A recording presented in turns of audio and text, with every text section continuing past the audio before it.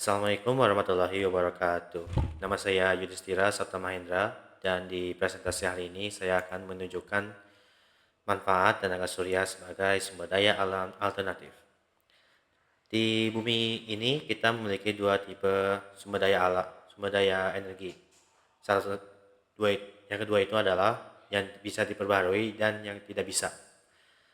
Nah, kita lebih sering menggunakan yang tidak diperbarui untuk saat ini, yaitu seperti energi fosil, oil, kayu, dan sebagainya yang secara definisi tidak bisa diperbarui secara singkat.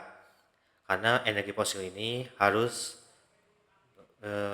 memiliki evolusi yang sangat lama, sehingga untuk mendapatkan oil lagi itu sangat susah. Nah, di semakin menyusutnya energi fosil ini, maka banyak ahli dan banyak yang pakar mencoba mencari sumber daya alam yang lain yang bisa diperbarui dan yang lebih ramah lingkungan. Karena oil itu selain tidak efisien, mereka itu sangat mengotori lingkungan.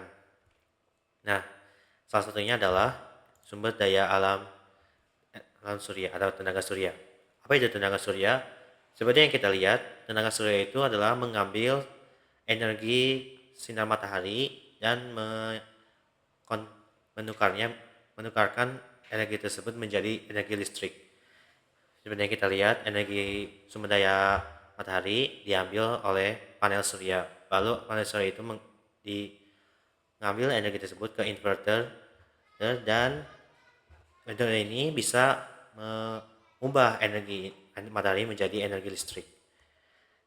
Nah, energi tersebut kita bisa monitor, lalu kita bisa simpan di baterai. Karena yang akan saya bahas berikutnya, energi surya ini ada kekurangannya. Kemudian kita akan bahas itu nanti. Lalu energi matahari ini, listrik ini kita sumbang ke power transformer, lalu kita distribusikan ke konsumen. Secara singkatnya itu. Nah, kenapa kita harus menggunakan tenaga surya di zaman sekarang? Sumber daya alam, sumber daya matahari itu sumber energi terbarukan dan melimpah. Karena kita sering disinari matahari, maka potensi energi itu sangat banyak sehingga kita bisa menyusun panel surya ini di sangat banyak dan kita bisa mengambil energi matahari ini sebanyak mungkin ramah lingkungan. Tidak seperti energi fosil yang harus membor ke dalam bumi, mengotori lingkungan, merusak laut, ekosistem laut, dan mengotori polusi dan sebagainya.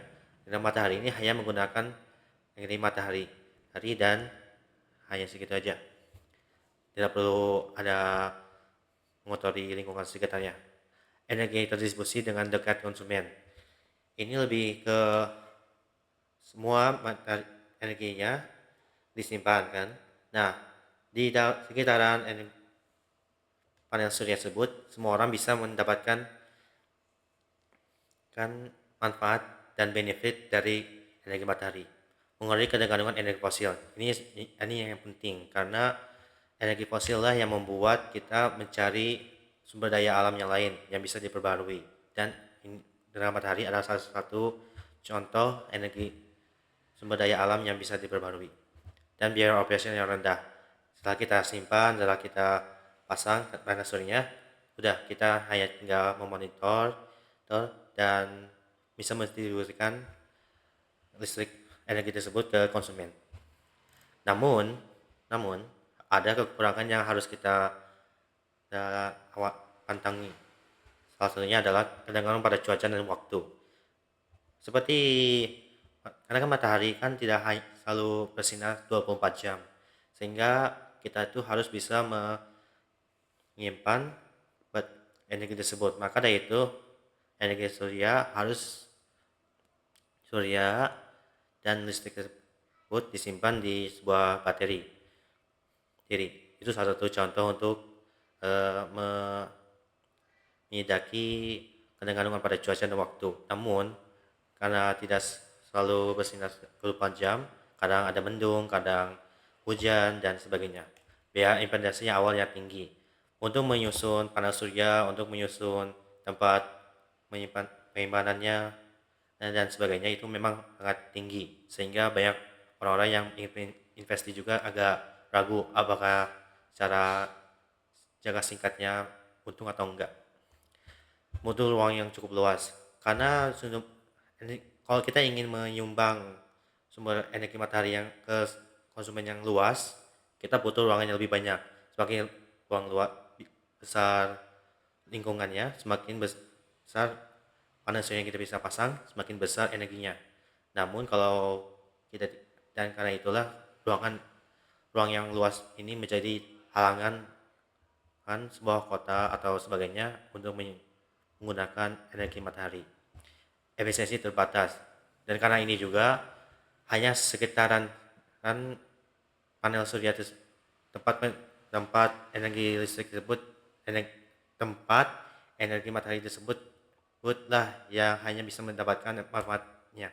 Sekitar yang lebih jauh dari sumber listriknya ya gak bisa dapat ya. Dan lainnya adalah pengolahan limbah elektronik.